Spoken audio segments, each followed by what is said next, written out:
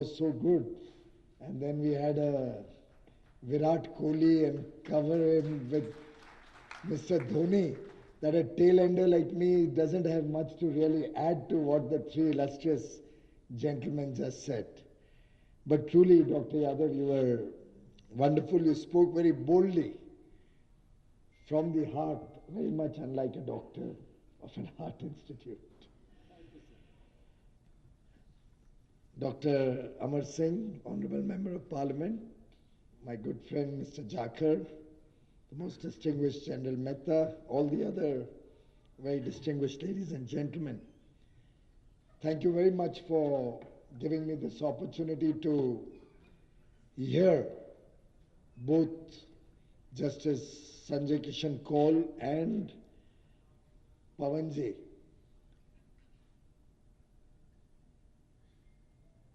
And it's been very thought-provoking as I heard different viewpoints come out from each of the three very illustrious speakers. On one end of the spectrum, I thought Dr. Yadav was introspecting, possibly a little harsh on the doctor fraternity. Pawan, of course,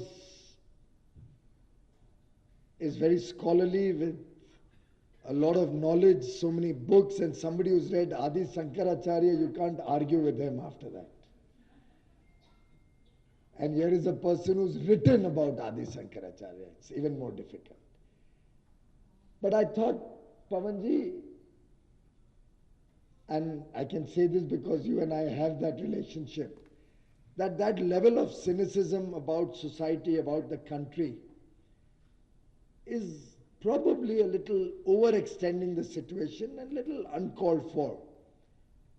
And I would, in large measure, agree with a lot of what Honorable Justice Sanjay Kishan Kaulji said, that there's so much good within our country, so much good within our people, in our society. A lot of it is never spoken about. A lot of it never comes out. Where are we standing here today? What is the National Heart Institute? That's not a part of the 1.2% that the government spends on medical facilities, but it's a part of what the country spends on medical facilities. Traditionally, India and all Indians were full of goodness, full of wanting to give back to society. In that sense, I remember when in 2013, I was in the opposition benches, when the Companies Act had first brought out the provision for CSR at 2% of net profits. I had actually opposed it, not on principle. I believe everybody should do CSR. But I felt in India you don't need to have a compulsory clause. Of course, whatever has been done in a recent amendment looks to be a little bit of an accident, which I'm sure will be taken up and maybe corrected. But in India, you don't need to force anybody to do CSR. It comes very intrinsically and naturally. And I think 38 years ago, when the National Heart Foundation Institute was created, as he pointed out, through some benevolent individuals contributing money, and when I see the kind of good work that this institute has done, nearly 12,765 heart surgeries, over 23,000 angiographies, over 6 lakh OPD patients, almost one heart surgery, 2 angiographies and 50 OPDs every single day for 38 years. That is what reflects Indian society and India. And I personally believe, while there may be a trust deficit, as His Lordship rightly pointed out, I still remember the movie Saransh, which many of you may have seen, because it came at a time when all of us were in our younger days. And if you remember the movie where Anupam Kher has played the role of a father who's trying to collect the ashes of his dead son, which have been brought from Australia or somewhere out of the country. And with all the trials and tribulations that he goes through trying to get those ashes released from customs, from the airline, transported home, and all of the necessary formalities, at the end of the day, he meets an officer. At that time it was an IAS officer. He meets an officer to whom in a fit of anger he reflects his anger of the entire establishment having gone corrupt, the entire system having collapsed, of all the trouble that he went through. And in that fit of anger, this IAS officer reminds him, "Sir, you were my teacher who always taught me to have hope, to have confidence, to believe in yourself, to believe in the future, to do some good. How can you today give up? How can you today lose confidence?" And I believe, and at the end of that, Anupam Kher says that today I have hope in my country. And I believe, personally, it's very easy to generalize. Why are we worried about India? The whole world you will find doctors who are corrupt. You will find politicians who are corrupt. Many of you may have read The Godfather, where they reflect that every man has a price. And that doesn't leave any profession. And I'm saying it at a great risk in your presence, Lordship.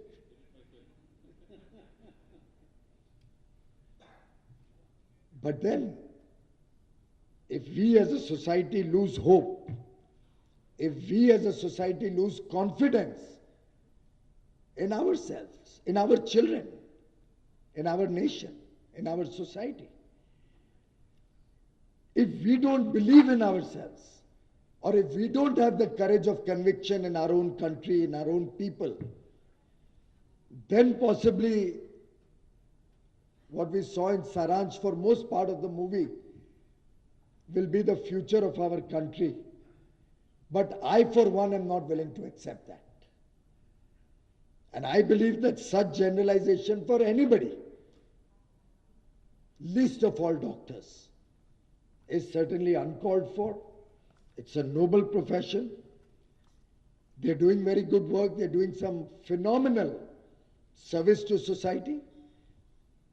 I've yet to meet anybody who can claim, maybe one or two exceptions apart, that he never had to go to a doctor, or he has never had an occasion to be treated and come back to good health through the services of a good doctor. And we've all heard that story of a car mechanic asking a surgeon, "You do the same job that I do. You repair an engine of a car, I repair the engine of a human body. But you get paid 10 times more than what I get paid." And I don't think I'll ever forget the surgeon's answer. "Try repairing that car with the engine running." And that's exactly what we are trying to do in some sort of way. All of us in this room, when General Mehta worked for the nation, when he was willing to give up his life and spent his entire career serving the nation, the defense forces, he went out there knowing that any day could be the last day.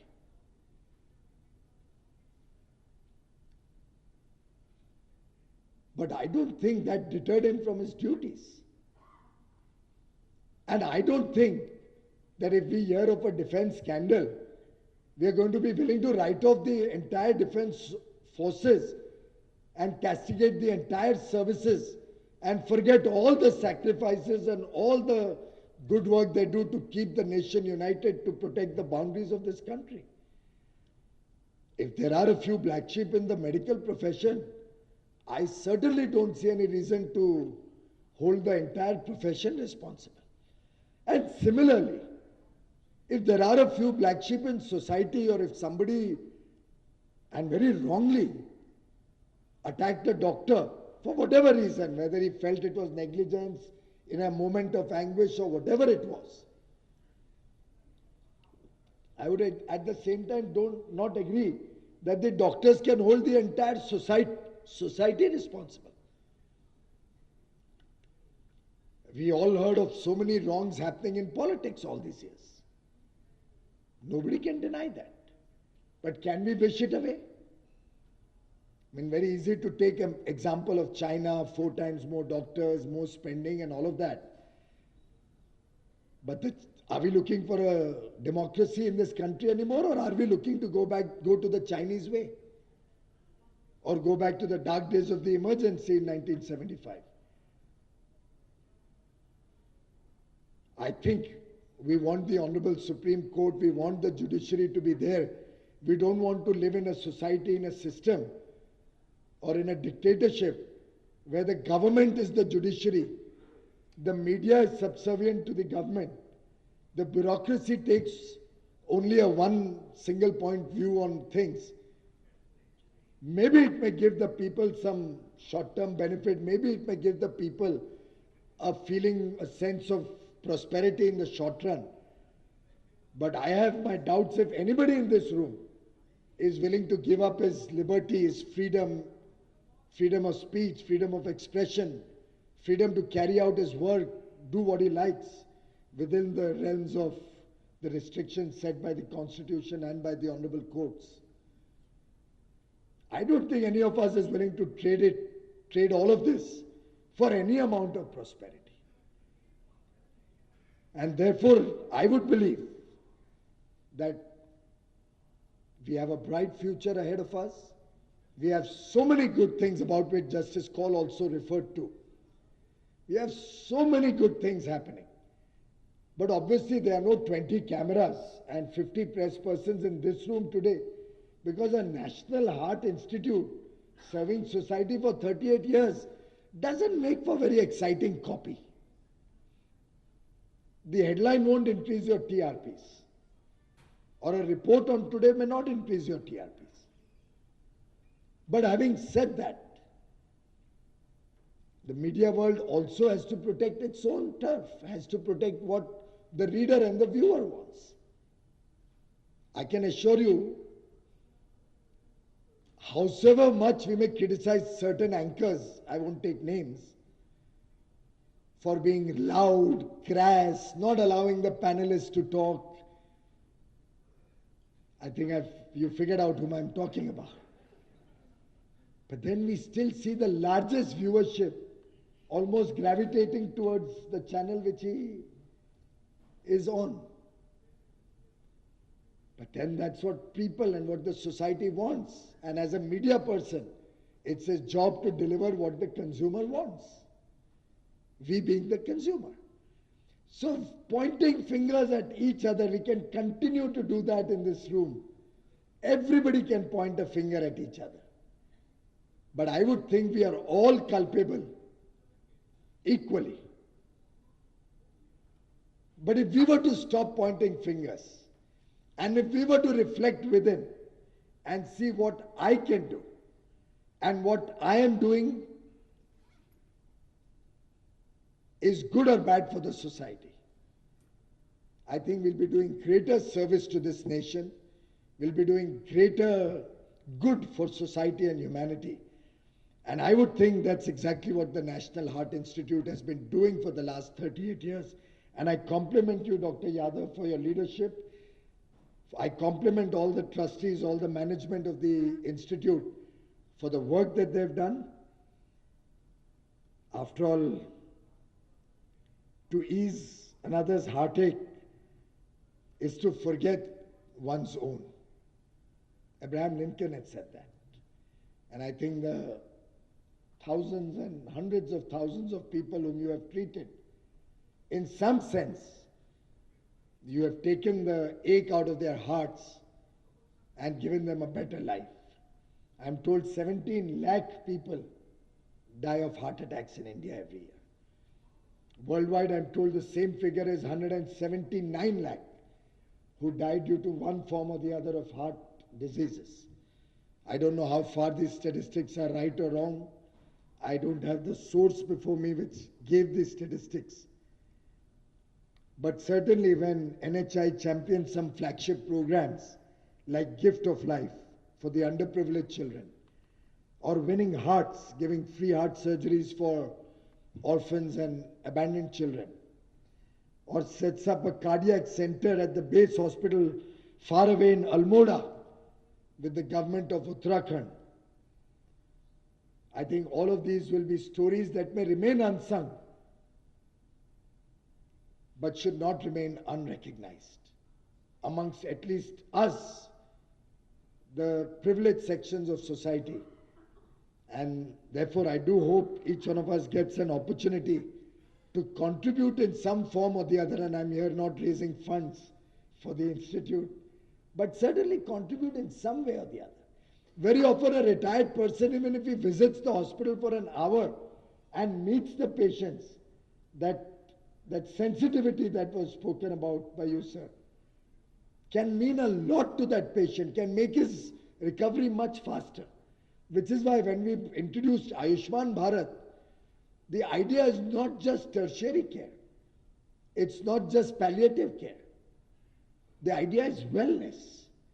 We are hoping to have 200,000 wellness centers come up all across the country, largely driven by charitable causes and private sector, so that we can look at the problem from the root cause itself. After all, Dr. Verma, you may feel that the healthcare spending is less, but when the government of the day spends 1,20,000 crores to build 10 crore toilets for the women of India, giving them a life of dignity, which sadly, for 60 odd years after independence, nobody ever bothered about. We had only 34% women of this country having access to a toilet in 2014. A woman could not drink water in this heat through the day because her only chance to use the facility was before sunrise and after sunset. Is that the society that we are looking for? But we didn't cry over it. We didn't cry over the 34% number. We found a solution to it. We have 98% homes in the country today having good toilet facilities. In the home or at least very close to the home. Proper toilet facility. Now, of course, you may have a TV anchor, another TV anchor, pick up the mic and search for that 1, 10, 20, 100 toilets which may not be functioning today for one reason or the other. Somebody may not be used to the habit of it. Somebody may be using it as a go-down, which you may have heard on television. But are we going to be a cynical society that because there are 100 or 1,000 or even 100,000 toilets not in use, are we going to write off a program that provides 10 crore toilets and a life of dignity to crores and crores of our sisters and mothers and daughter-in-laws? In fact, I remember I was power minister, and when I launched the program to ensure that every household will get power. Every household today in this country has power. But you know, gradually from politician you become half a bureaucrat. So you learn that you have to be very careful while speaking, very careful while writing cabinet notes. So, and I have the habit of reading my notes again and again to make sure I don't goof up before the cabinet. And suddenly one day it struck me, I'm guaranteeing every household will have power. Then that same anchor will find somebody who has not paid his power bill or possibly not applied for a power connection and say this minister is fibbing. Look, every household doesn't have power. Here I have before me a house which doesn't have power. So I changed the word, Pavanji, to say every willing consumer will be guaranteed power. It's a sad reflection on our thinking. But we have to think like that. Every willing consumer, so that at least you apply for electricity and you have to pay your electricity bill. But when we provide these 10 crore toilets, when we give over 7 crore people, families, a free cooking gas connection, when we ensure every household in the country has electricity, when we are willing to spend 3.5 lakh crore rupees to give access to clean, portable drinking water through a tap to every home in the country over the next 5 years. I think these are monies better spent to solve the problem from the root so that the illnesses itself can come down in this country. I don't think it's a great virtue only spending more of the government funds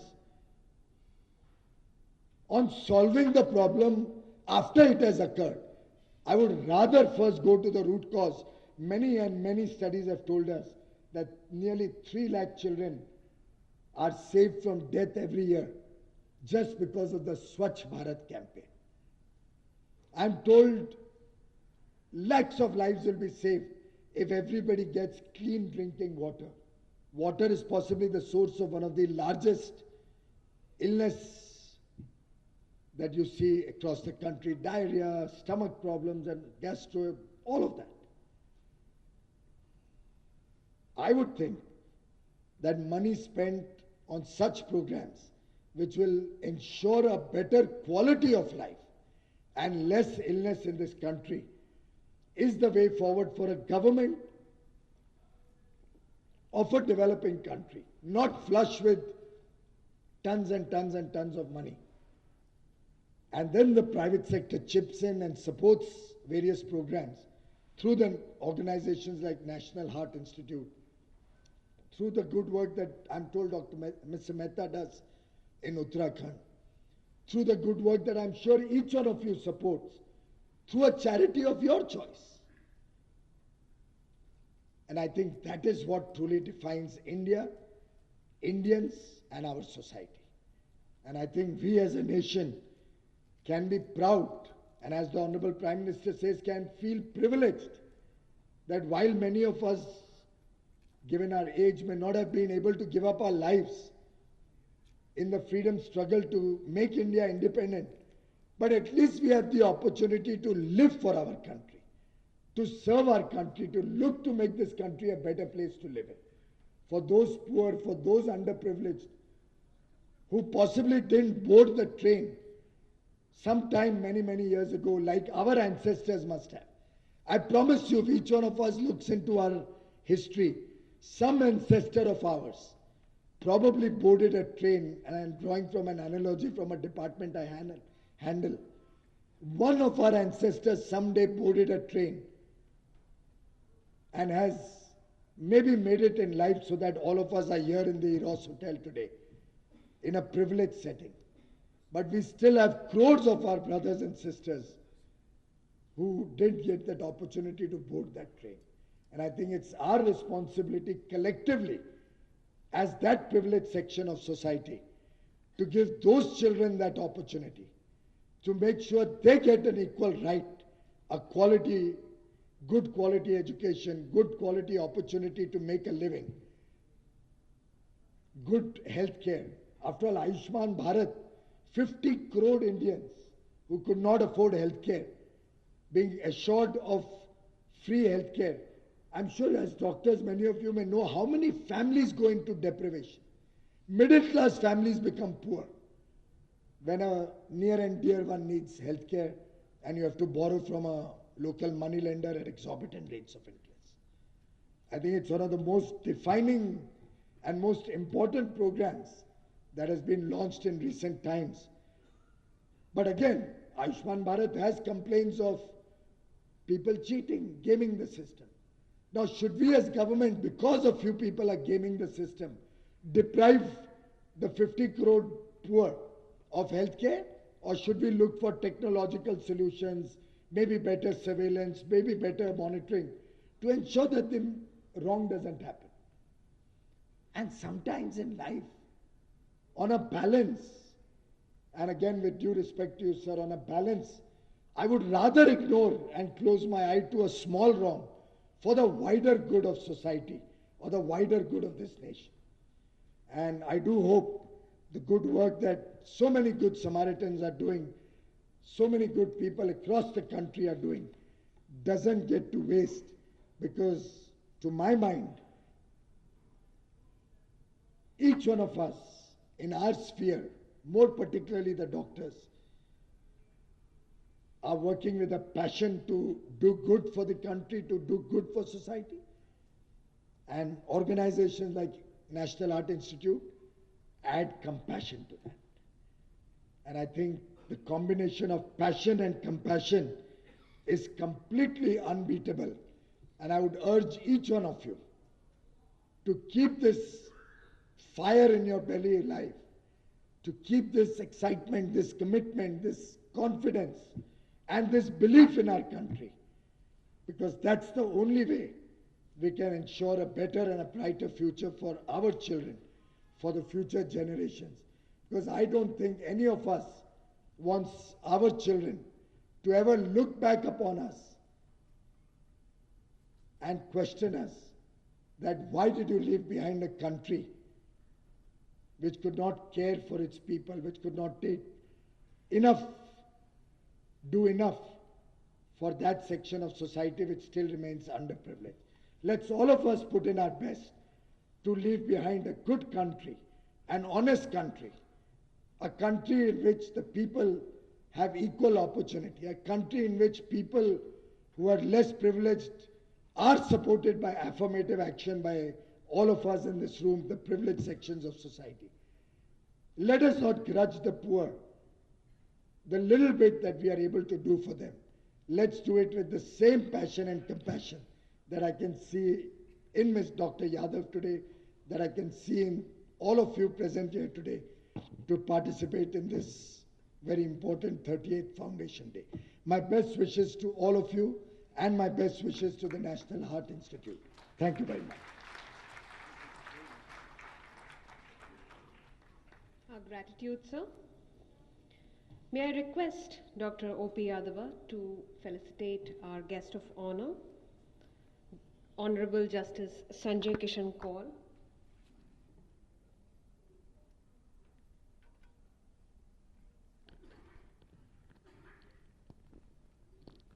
A round of applause, ladies and gentlemen.